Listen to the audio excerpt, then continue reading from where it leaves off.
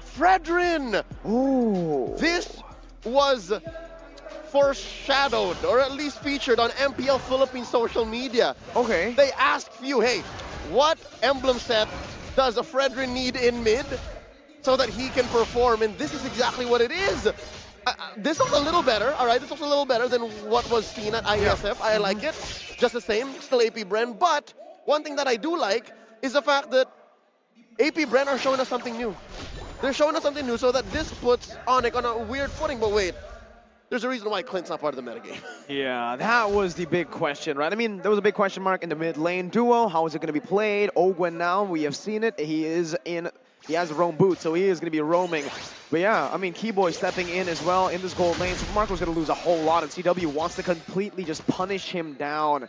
What are your thoughts on this claim? Like, what I understand they want to create a just solid front to back comp, and a lot of these heroes have been already banned out. But yeah, I don't like Clint. It's weird. It's not a clean front to back. It's not the usual Beatrix or Melissa that kind of plumps himself down and, you know, goes ahead and then throws out the auto attack. He's closer to Brody, right? But less engaged or less committed to it. So yeah, in case the whole Angeling or nice one baby, as it's called back in the Philippines, doesn't work out, they have a flick to look out for. They have something on the back foot. Now, if that's the answer that we're looking for here when you're down a game, or at least when you're at 1-1, we're not so sure. Again, one more look at what that mid lane Fredrin is rocking. Phew, come on, man. This is what exactly he posted, right? Tank emblem with the both defense, adaptive defense, hybrid defense, and Concussive Blast. So it's a lane bully. It's a lane bully. Yeah.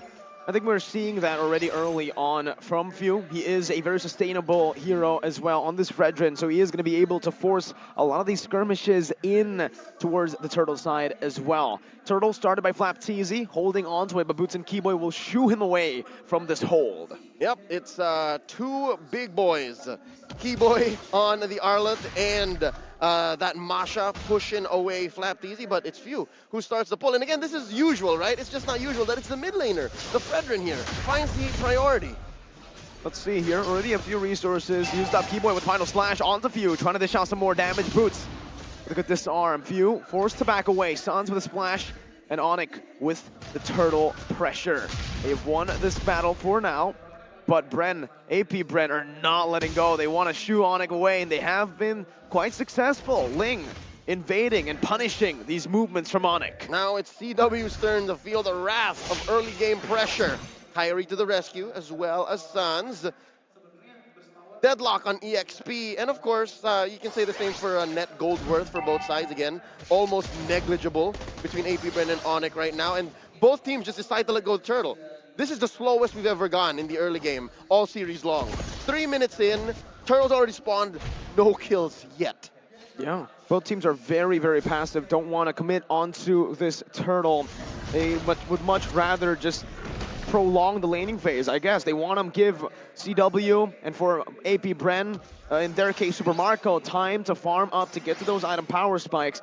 But I have one big concern, additional concern for AP Bren. Magic damage, right? I mean, it's 4 physical damage dealer, 1 quote-unquote magic damage dealer, but Ogwen is a roamer here. He will build most likely towards utility. You'll have an Ice Queen 1, a fleeting time, but I'm not really expecting damage when I see an Angela roam.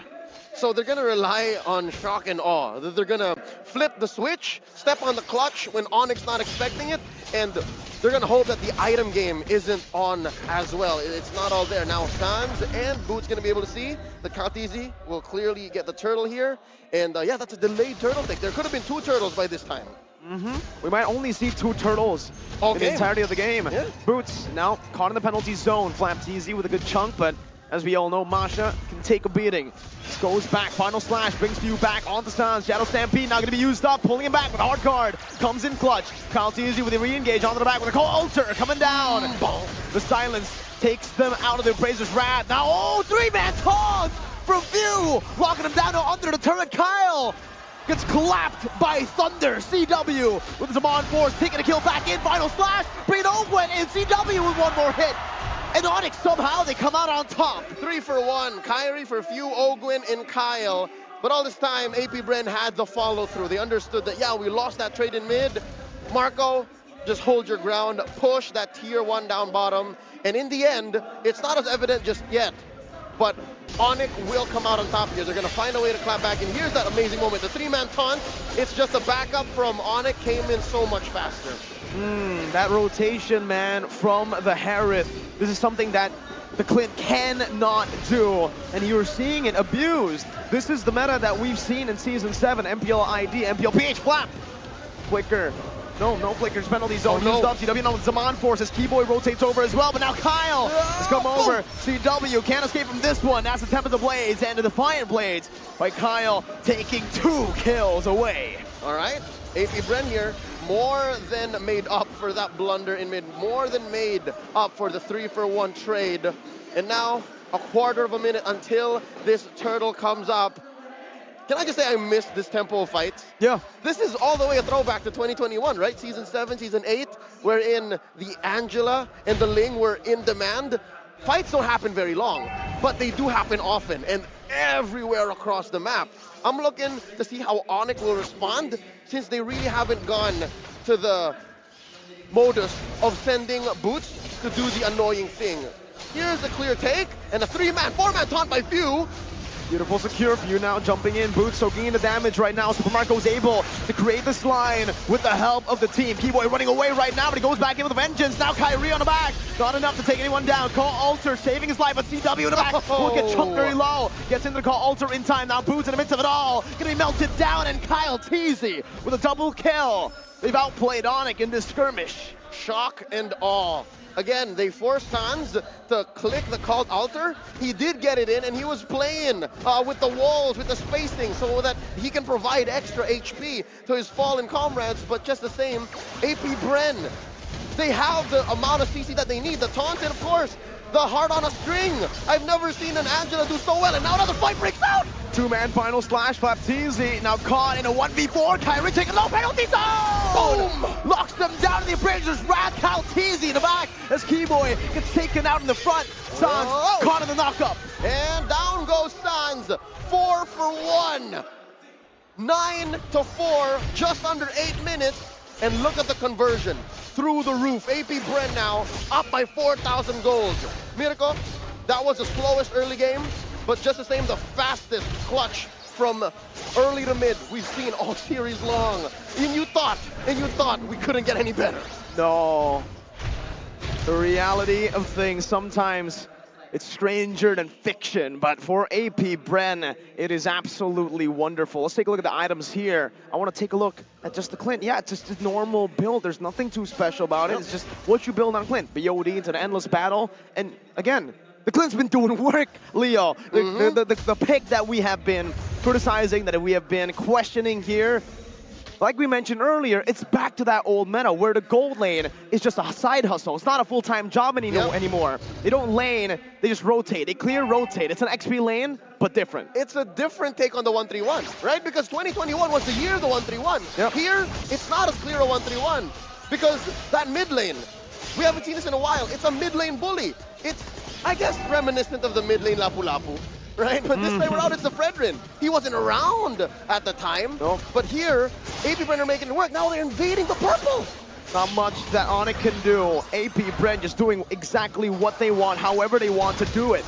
Boots in the bottom lane, melted down, and this should not do. Nope. Boots instantly just taken out. They give it over to kill Super Marco, and again, AP Bren are outplaying, are out-rotating, are just doing everything, reading Onic out. Yep, this is cross-map pressure like we haven't seen in quite a while. Not just that, the whole dynamic of when AP Bren engages on you, it forces a response that the current metagame isn't prepared for, or at least the draft that Onic brought in isn't prepared for. You're so used to these big 4v5s, 5v5s, and then you have a weird off-kilter hero coming in from a weird angle. But here, oh wait, Kyle Teasy. Nope.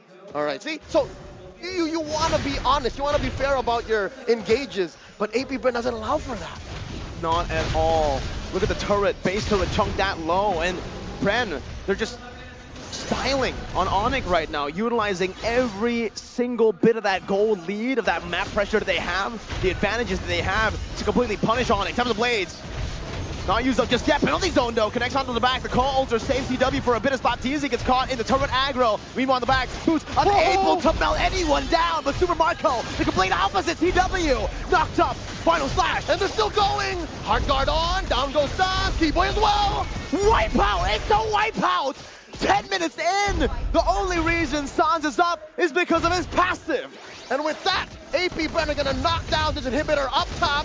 In the end is nigh. Can Sans clear the wave? It should be over. Sans trying desperately to clear out the waves. He doesn't even find a kill. AP Bren. 10 minutes. 10:50 to be exact. If the slobber knockers that were game 1 and 2 took your breath away, then let this be the breather. Wow. The slow was early.